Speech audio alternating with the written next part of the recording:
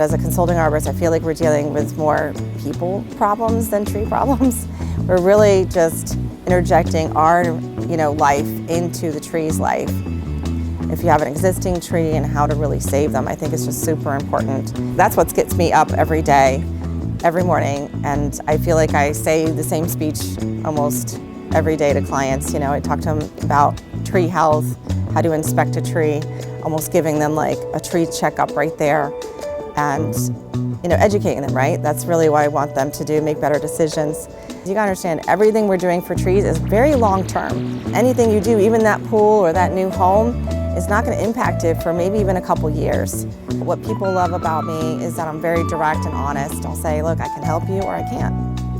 And then I think that's really what people need. And instead of just, with a lot of tree companies doing what they're being asked to do from the client's perspective, we really should be professionals and interject and say, hey, maybe there's another option.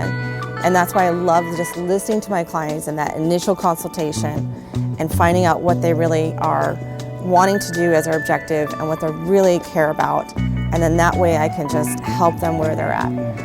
And so I love it. I gotta just say, I just love it. Here we're just serving more people, doing more treatments, saving more trees.